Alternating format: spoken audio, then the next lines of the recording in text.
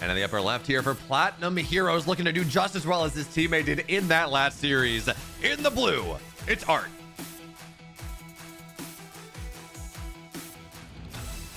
And down here in the bottom right-hand corner of Site Delta, we're looking inside of the main base of MilkiCow. A good old best-of-3 series of Terran versus Protoss. One of the more exciting matchups in StarCraft 2 for sure. Do you have a favorite matchup, Bio? You know, for the longest time, I would fit in with 97% of, or 95% of StarCraft fans would say, yes, it's TVZ. It's just the classic matchup. But I think in the last year or so, and granted, it is a bit of an imbalanced matchup at the moment, but I have really found myself enjoying PvT. I get enough good games, and maybe it's just because I cast a lot of Korean series with ESL Korea and things, where you get Classic and Beyond a lot, Classic and, or Beyond and Hero, things of that nature, and it's just a really cool matchup when those players play against each other. It's a dynamic, it's a lot of pressure all along, and you know that was coinciding with this time where it was Maru TVZ. It was going late as long as possible. You know, Maru taking it to 35 minutes. So I think it's PvT right now. Actually, I really do enjoy the matchup.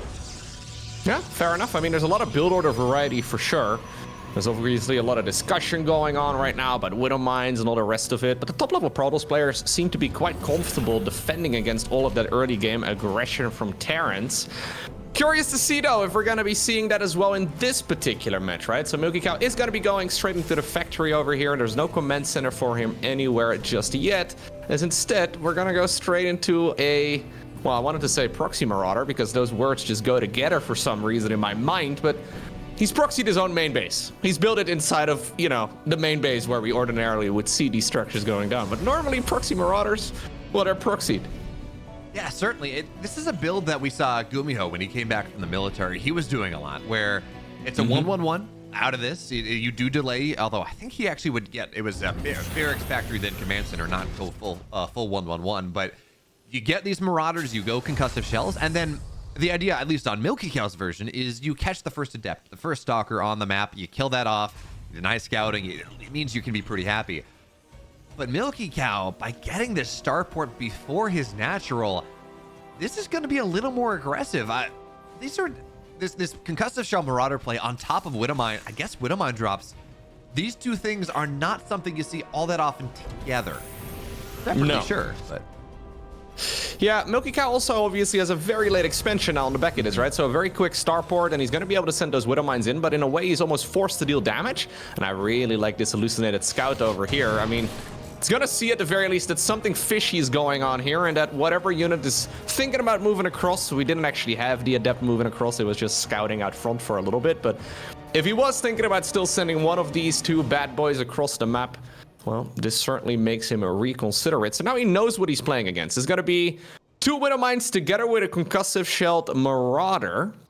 How much damage can MilkiCow really do? Because at this point, he needs to deal damage as well. He decides to put down a third command center already to try and catch up. Oh, man, this is wild. So I guess some of the logic is you tag a bunch of probes with the Marauder, and then they can't run away, and you get damage on the Widow Mines. But he's going to drop at the front here. And they don't do AoE damage in multiplayer, do they? No, that they would don't. Be crazy. But, like, you in just gotta be really quick. It's technically possible. I mean, he's still going to go ahead and give it a try.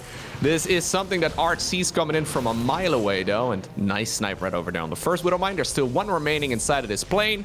Medevac drops off that mine over here, too. Two observers. I think it should be relatively straightforward. Yeah, just a little bit of overkill there. I mean, you double expose it. You're very sure you see what's happening. And interesting thing, so he brings the Marauder. He tags like one unit, slows down a stalker, I think, at the front, doesn't do more damage, and then just runs the Marauder back on home. Wild builds coming out of MilkiCow, and you know, Loco, let's be real, whatever the idea behind this was, hasn't really come to fruition yet.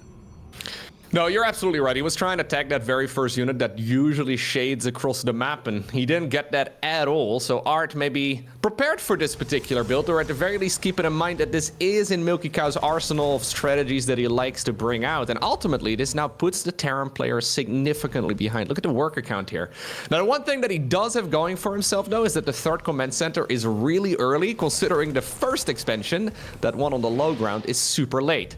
So MilkiCow trying to play catch up a little bit in that department. He tries to cut a couple corners. ArT in the meantime going into the Twilight Council, the Forge, together with the Robo Bay. So he definitely is not going to be prepared to do any sort of damage on the other side of the map here anytime soon. And it looks like MilkiCow is going to be able to get away with this nice and quick third command center.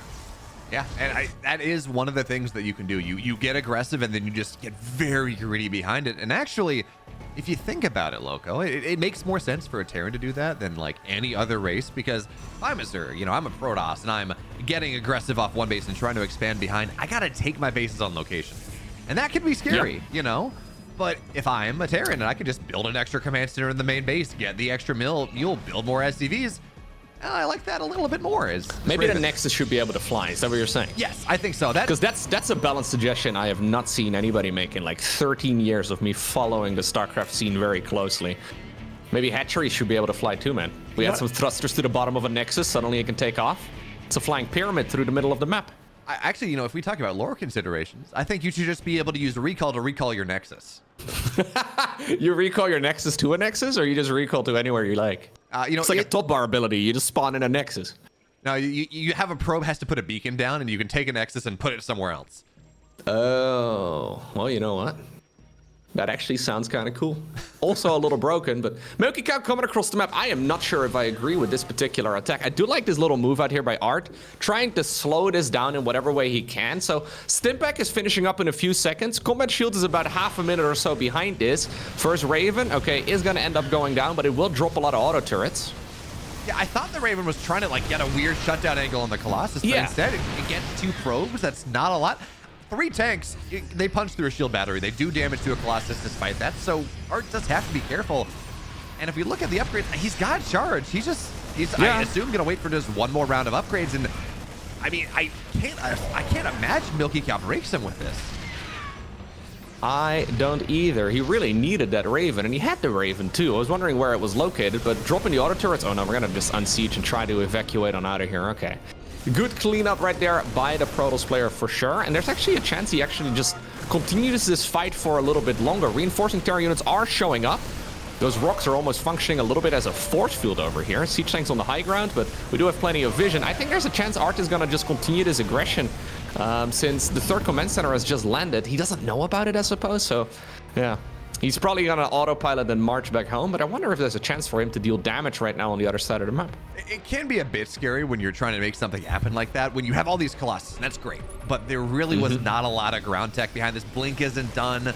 You do have to be a little careful. And hey, we saw MilkiCow. He was looking to punish that move out immediately. 3 medevacs boost down to the other side, and without Blink, they're going to move around here. They're going to find their way into the main, but there are 5 Stalkers, Loco, and I don't want to run over that. That's not a great decision for MilkiCow. So he's just going to sit in the moment, but he's just kind of stymied all over the place, not finding what he wants. Absolutely. MilkiCow, though, is going to have to now deal with a bunch of Zealots as well over at the third base. And in the meantime, we do have that committed drop here, flying over those Stalkers, regardless of what you were worried about. He does end up taking quite a bit of damage, but he launches a lot of those Marines and Marauders in between the Protoss infrastructure. In the meantime, though, SCVs are falling on the other side of the map. Small group of Zealots that was spotted from quite a distance away right there by the Terran. Not really reacted to all too much. I mean, he's going to be able to get rid of that Prism. Ultimately, it does fall. But I think that this exchange here was pretty nice for ArT in the end. I mean, I say that, he ended up losing a lot of units in the main base too, right? It's always very easy to just focus on the workers lost, but a ton of troops right there from the Protoss ended up falling in the main. And somewhere on the map, ArT lost a Colossus. Don't know. You really? What? Yeah. Where did that happen?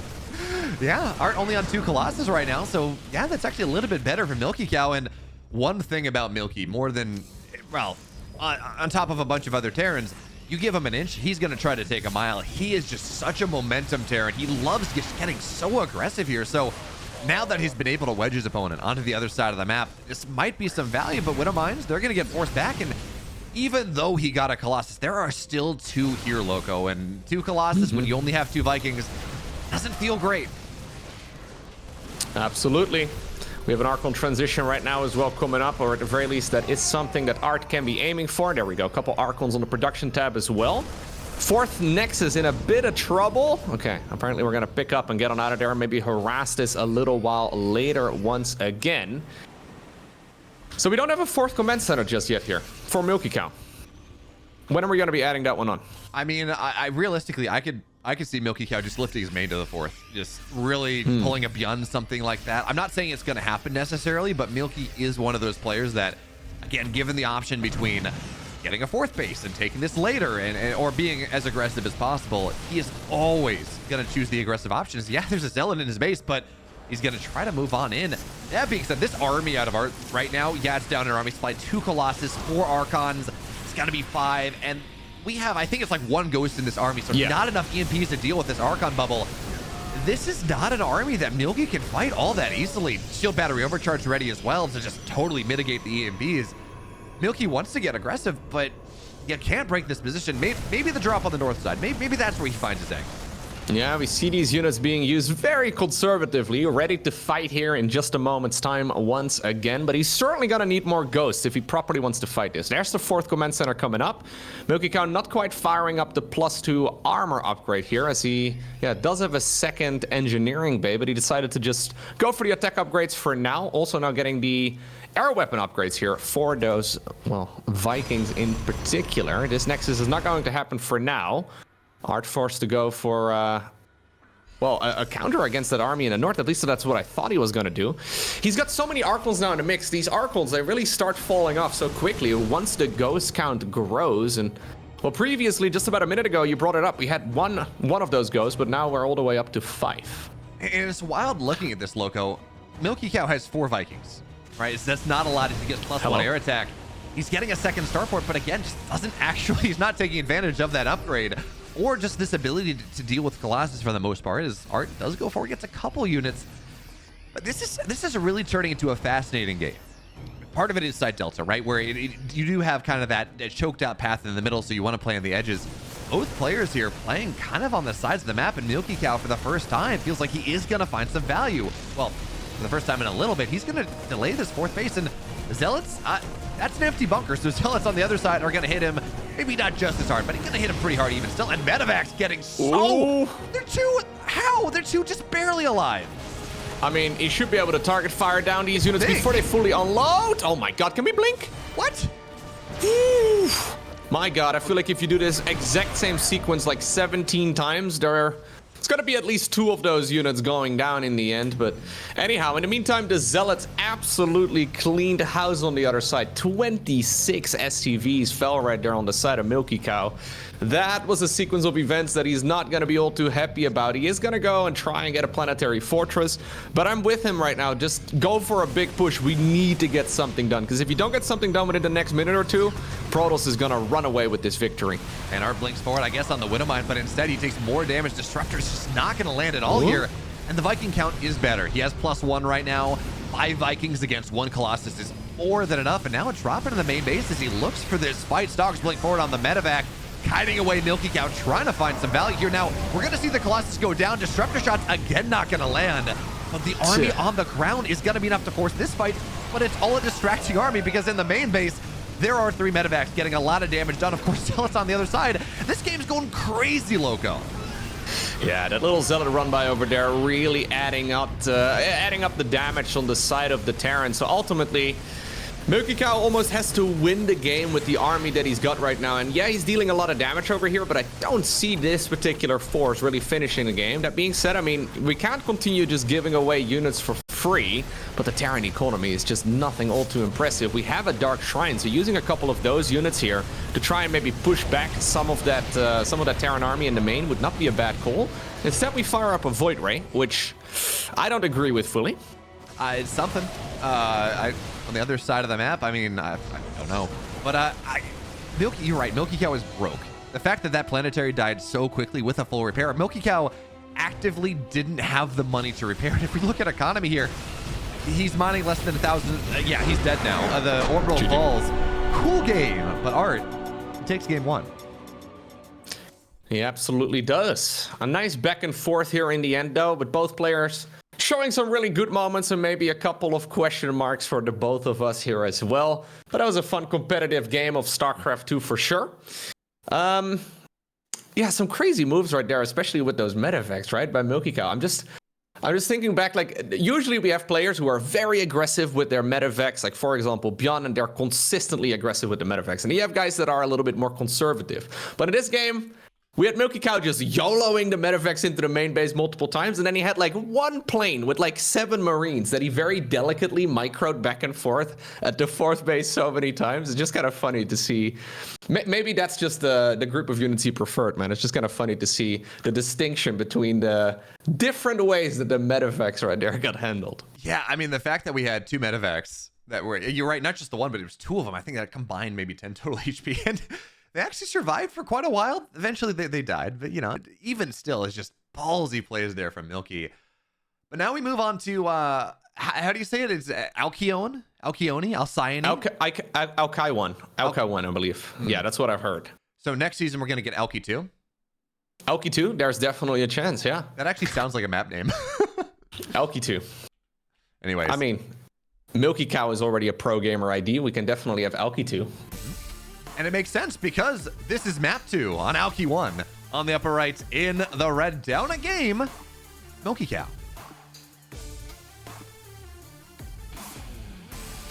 And his opponent, all the way in the opposite corner of the map, we are looking inside of the main base of ArT. Would you consider that previous game ArT, Bio? I mean, ArT is in the eye of the beholder, Loco, and yeah, okay, you take. It's performance art. You have a 5-year-old child. Your child. Say, I'm not. I do. I don't know.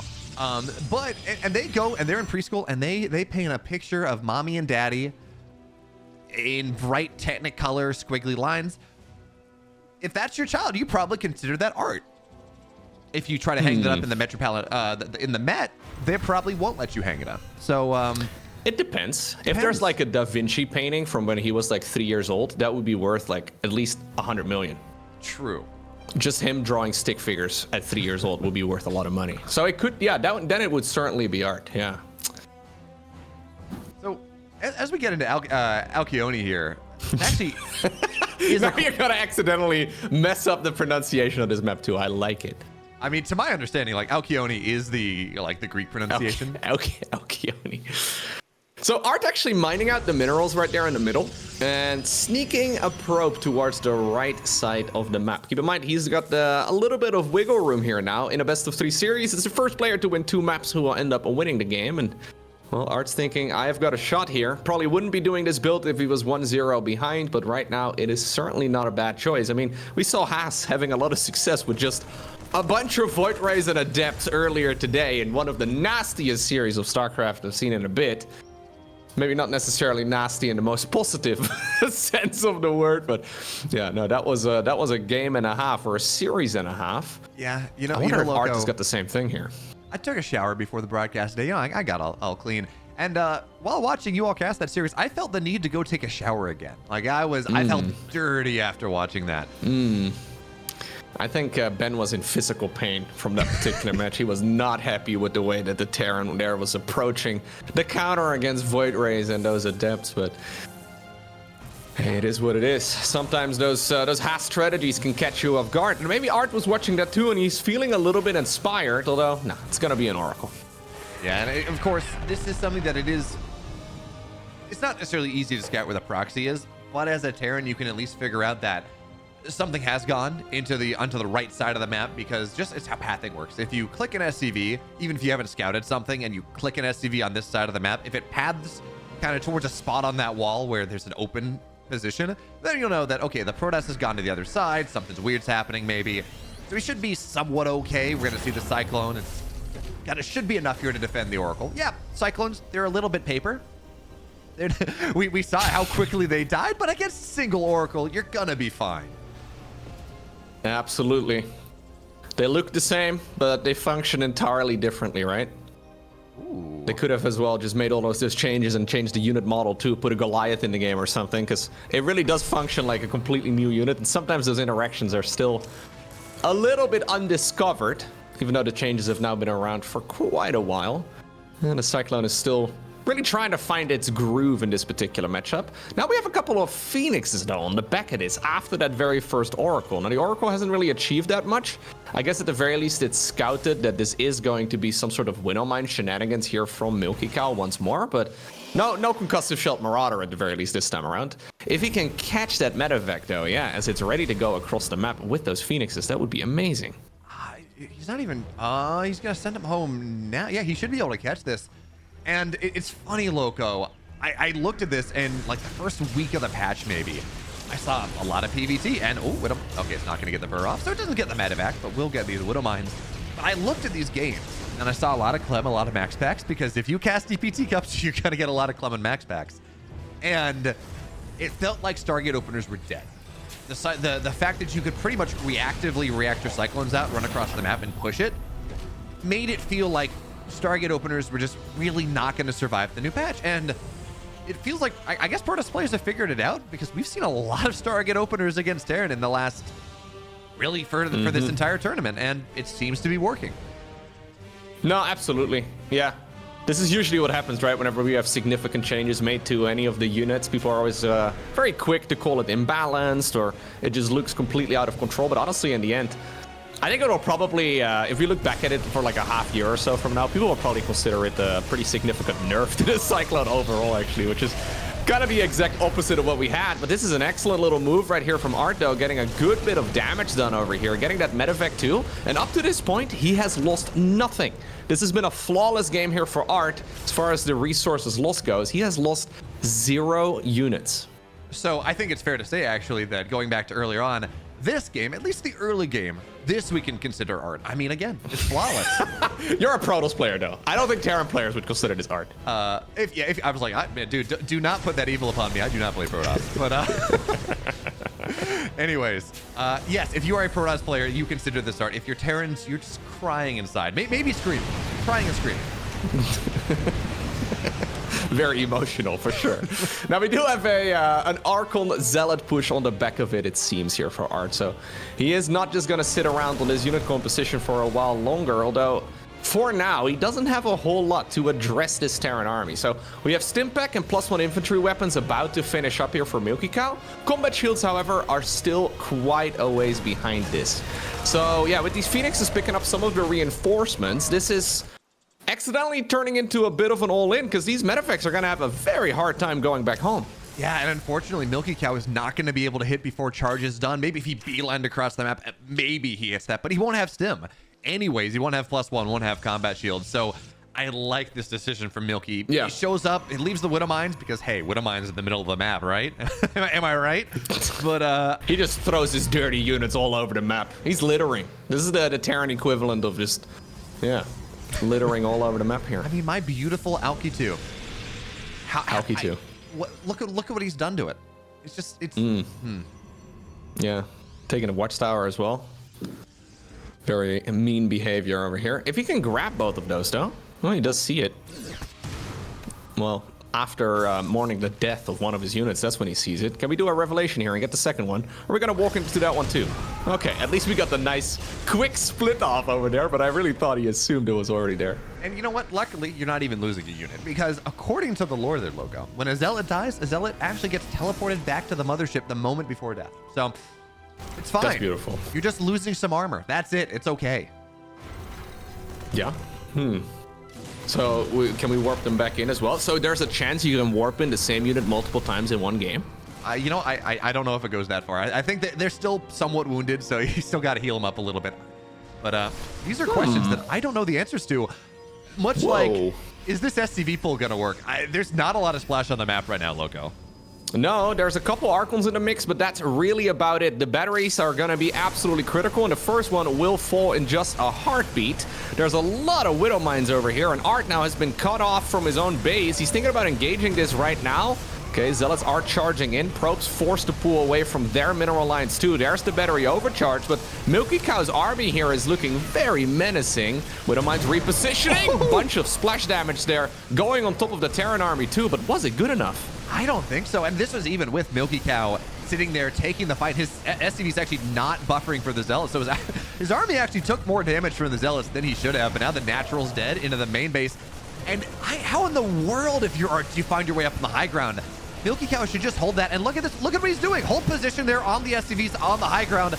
There's no way that ArT's going to be able to punch up, at least not easily. So now it's going to be a recall. Towards his own main base. I think that's actually very clever. That way he can try and get... Are we going to see a reversal? Now, yeah, on the high ground it doesn't work in the same way, Milky.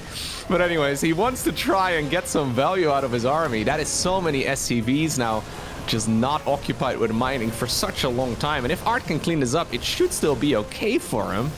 But this is starting to look really dicey. Look at the amount of reinforcement showing up right now here for Terran. It's just a long, uninterrupted red line. He even tries to build an eBay just to wall off the Zealots even more, which was cool. It didn't happen, but still cool idea. Shield battery overcharge. There's only one of them. It's not going to be enough here. And MilkiCow, you give him that momentum, he's going to take it for quite a ride. He pulls the boys. Doesn't matter how beautiful the tapestry that ArT played in game 2, the early game was. MilkiCow, on this elimination game, he takes us to game 3. It's always a good option, right? Even when you're in a world of hurt and you're kind of, yeah, starting to fall behind. If you have Stimpak, combat shields, and +1 infantry weapons finishing up, there's always an option for you to just pull the boys and try to get some damage done on the other side. And yeah, if you don't have a lot of splash damage, like we normally see a very quick transitioning towards Colossi, for example, in this matchup, right? If you don't have any splash damage, these pushes, they just hit like a truck. I mean, I guess I don't want to insult the Archons there because they tried their best to deal as much damage as possible, but their splash was not sufficient here. Yeah, certainly. You talk about going Colossus. If you already have the Templar Archives out, right? You have that available. You have High Templar. Storm, If you identified it early enough, I think Storm could have been very good. Like, classically, the answer to an SCV pool is getting Storm out. That has been true for StarCraft for, you know, quite a while because, I mean, Colossus, they two-shot, they three-shot, whatever the number is, to kill off the SCVs. Storm, you know, it absolutely nukes them. So given that, and Storm's actually a fairly quick upgrade, maybe there's a world where ArT figures out what's happening, but he didn't see it in time and wasn't ready. No, he was not ready at all, but that does mean that we get to go to game number 3 in this best of 3 series, and that one will take place on everybody's favorite. It's hard lead. That's certainly a hard one to lead, and even a harder one to follow, because in the bottom right, in the red, MilkiCow. And his opponent all the way in the opposite corner, it is ArT. Yeah, those SCVs, man, soaking up a lot of damage, and I really like what MilkiCow did as well with the whole position right there on the ramp, just to try and make it as annoying for his opponent as possible. It's always an awkward moment when Protoss has to recall from their own natural expansion towards their own main base. That was like a 40-second long trip to go from the natural into the main. It was a short distance to travel, but somehow we needed a teleport there. Hey, you know what? As far as I'm concerned, that is comeuppance. That is karma right there, because Loco, the amount of times back in Heart of the Swarm that I died to 2 sentries on my ramp is, and this is the Terran equivalent. Finally, Protoss players get to suffer like I have for so many years. Although, I mean, I guess that was 8 years ago at this point, so I really shouldn't have that trauma anymore, but I do. Heart of the Swarm, 2013, no?